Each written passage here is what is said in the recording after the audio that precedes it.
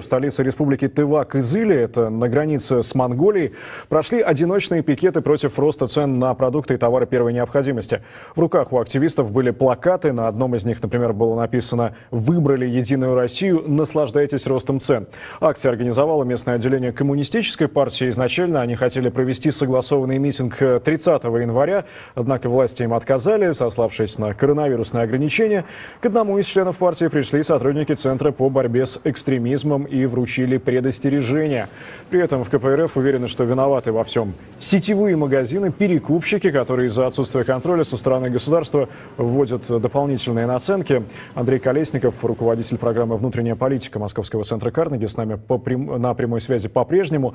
То, что недовольство ростом цен, инфляцией первой весьма громко продемонстрировала республика Тыва. Это, по-вашему, скорее случайность? Такие же протесты теоретически можно увидеть где угодно, хоть в Твери, Архангельске, не знаю где еще, или действительно вот с этой республикой есть свои региональные особенности, помимо той, что она родина Сергея Шойгу? Знаете, вот ситуация такова, что предсказать, где рванет, в каком месте, в какое время, по какому поводу совершенно невозможно. Никто не мог предсказать хабаровские протесты в связи с, казалось бы, человеком, который и федеральными властями, и компетентными органами считается преступником в связи с Фургалом. Люди всего лишь боролись за восстановление своего конституционного права избирать того, кого они хотели бы избирать. У них украли выбор. Они восстанавливали свое достоинство. И вот эти протесты в основном мотивированы гражданскими какими-то намерениями, они будут продолжаться время от времени. Не во всей стране вот эта машина действует одинаково жестко. Конечно, в столицах очень трудно выйти вот так вот на улицу, даже на одиночный пикет.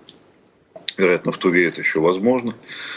И поэтому здесь искать какие-то региональные особенности, можно, конечно, но скорее нужно ожидать похожих действий где-то в других регионах, может быть, совершенно по другим поводам. Здесь ведь что интересно, социально-экономический протест в России редко когда конвертировался в политический, точнее практически никогда, потому что, допустим, протест по поводу пенсионной реформы или монетизации льгот, это скорее протест по поводу разрыва социального контракта, да, вот когда государство лишало советских каких-то льгот людей. Это просто нарушение правил было, да, тут экономики достаточно мало, как ни странно. А вот протест в связи с инфляцией, который превращается, конвертируется в политический протест, как мы видели на ваших кадрах, там есть и политические уже требования. Это вот нечто новое. Это то, до чего, собственно, довели ситуацию нашей власти. Инфляцию они остановить не могут. Инфляция явление многоплановое, многофакторное. Здесь одним административными мерами не обойтись. Люди же не знают, как образуется инфляция. Они требуют регулирования цен. Правительство может пойти на регулирование цен, потом это отольется еще больше инфляции, когда это регулирование закончится. Это законы экономики. Но у инфляции есть еще масса причин, в том числе причины политические и геополитические. Рухнувший рубль, рухнувшие финансовые рынки. Это все следствие воинственности наших вождей, сидящих в Кремле. Андрей Владимирович, вот как раз по этому поводу, очень коротко, у нас буквально полминуты остается. Вот перспективы действительно социальных протестов, связанных с повышением цен, с инфляцией, насколько они являются сдерживающим фактором для Кремля во всех внешнеполитических авантюрах? Или никак не стоит это брать во внимание? Вы знаете, здесь мы можем только гадать. Если судить рационально, это должен быть сдерживающий фактор очень серьезный. Потому что начало войны, если говорить коротко, обрушит экономику. Возникнут те проблемы, с которыми будет гораздо сложнее справляться правительству. Но в таких делах иногда действует не рацию, а эмоцию. А эмоцию нашего начальства хоть отбавляй. Так что они могут сами пилить сук, на котором сидят. И предпринимать те меры, которые нерациональны. Что ж, спасибо. Андрей Колесников, руководитель программы «Внутренняя политика» Московского центра Карнеги, был на прямой связи с московской студией RTVI. По протестах в Тыве продолжим разговор. К нам присоединяется Роман Тамоев, это руководитель Тувинского республиканского комитета партии КПРФ, депутат парламента города Кызыла. Я вас приветствую. Доброй ночи, наверное. Здравствуйте, Андрей, здравствуйте, уважаемые телезрители. Всем привет. Мэрия отказала вам в проведении митинга против повышения цен. Какой у вас будет дальнейшая тактика? Много ли граждан в Кызыле, в других городах настроены протестно и решительно? Протест в нашем обществе, он существует всегда. Дело в том, что подобного рода уведомления на проведение общественных мероприятий в виде митинга мы подаем в год несколько раз. Поэтому даже еще до казахстанских событий нам постоянно были отказы со стороны мэрии, Департамента общественной безопасности, юрслужбы и так далее, потому что мы уже и несколько месяцев назад подавали на митинги против повышения цен на товары первой необходимости, продукты питания, ГСМ и так далее.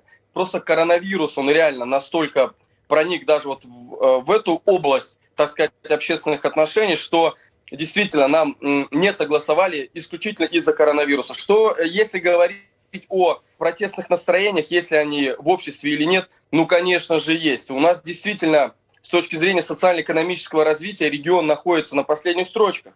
И у нас, как и в каждой территории России, в той или иной степени есть проблемы. Это и транспортные проблемы, поскольку мы отрезаны от большинства территорий Сибирского федерального округа. У нас железной дороги нет, у нас газификации нет. У нас зарплаты не самые высокие, одни из самых низких в Сибирском федеральном округе. У нас огромное количество нетрудоустроенных людей. У нас безработица тоже входит в топ-3 проблем. Поэтому наши активисты Денис Денисов, Владой Дамбакулар, безусловно, вышли с уведомлением к администрации, поскольку у людей был запрос. Приходили в офис, и наши активисты говорили: давайте выступим, давайте добьемся до власти, достучимся, поскольку, поймите, рост цен на продукты был не на 1 и не на 2 рубля. На отдельную группу товаров, особенно товаров первой необходимости, 5, 10, 20, 30, а где-то и 40 рублей. Представляете, говядина... Роман, коротко, для понимания, у нас просто много разных зрителей в совершенно разных странах, и в России Тыва довольно отдаленный регион. Какие товарные группы, как их называют экономисты, больше всего продемонстрировали рост? Я не знаю, или может это бензин, например? Это бензин, это вообще отдельная тема для разговора. У нас самый дорогой бензин в Сибирском федеральном округе. У нас литр 95-го бензина, если мне память не изменяет, 53, 54, а где-то даже и до 56 рублей доходит, 95-й. В Москве немногим меньше, кстати, я отмечу, да, но тем не менее. Это около 70 центов. В соседних регионах, в Хакасии, в Красноярском крае, литр того же 95-го стоит где-то 51, 50 рублей, 52 рубля, 49, 48, 47, 50. Чтобы вы понимали, разница большая. С точки зрения ГСМ, я про дизельное топливо в этом плане вообще молчу. Если же говорить о продуктах, то берем, допустим, мясо. Допустим, 350 стоило, сейчас 450, 100 рублей. Сахар, молоко стоило 70 рублей. В отдельных магазинах, когда мы проводили рейды, молоко стоит 100, 105, 110 рублей. То же самое касается сахара. Подорожание на 20-30 рублей. В отдельных магазинах мы рейды проводили, мы это видели. Теперь вопрос, кто должен это все регулировать? Мы понимаем, что рынок.